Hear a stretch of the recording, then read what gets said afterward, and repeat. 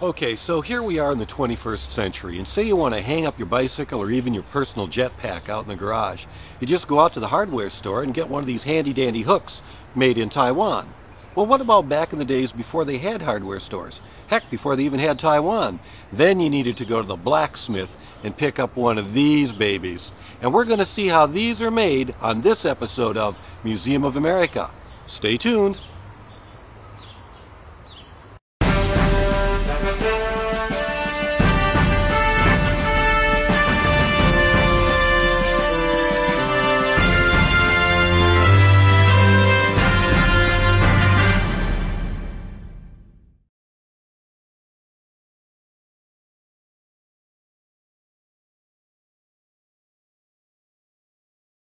Here we are with the primary tools of the blacksmith.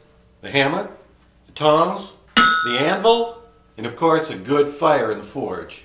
You know, a lot of old expressions have come from the forge. One is, well, you know that expression, hey, that's got a nice ring to it. When you're buying an anvil, you know a good one because it has a nice ring to it. If it's cracked, it'll clank. If it's a good one, it'll ring. And of course, you've heard that expression about when you're working at something really hard, you're going at it hammer and tongs, hammer and tongs. And another one is this one. Let me just grab a piece of hot metal. We all have heard the one, you've got to strike while the iron's hot.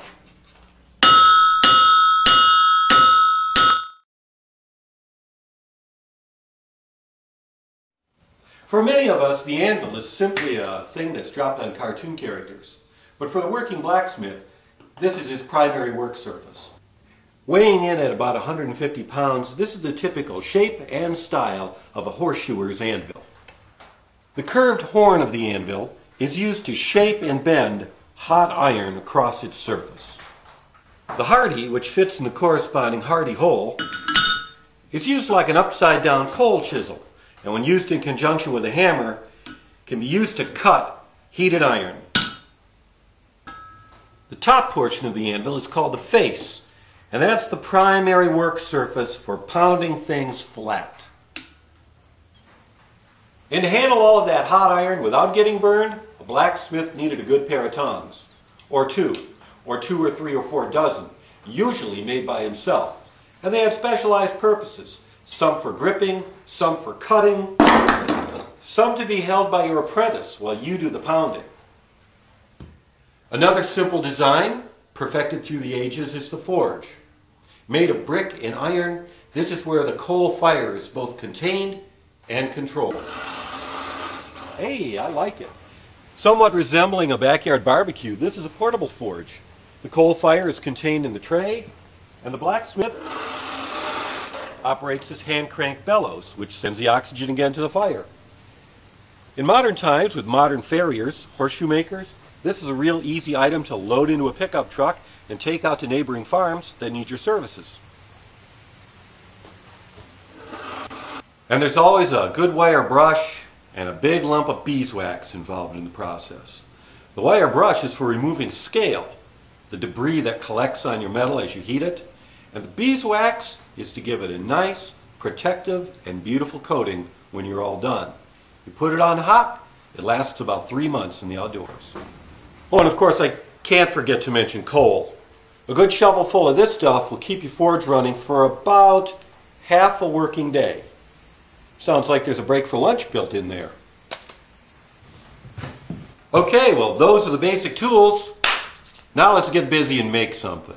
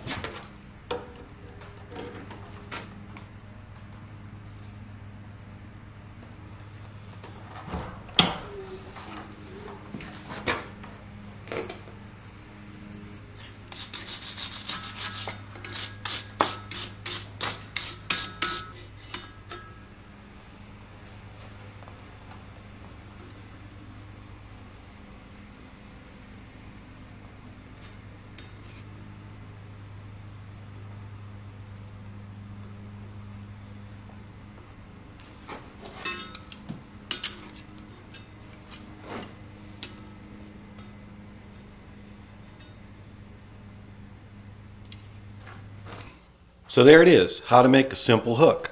Here's the before, here's the after. As I'll show you later, this portion, you drive that into a fence post, giving you a nice handy hook you can hang a bucket or a garden hose on or something like that. The little fluted twist in the center, that's not only to be decorative, it also strengthens the piece so it'll never bend.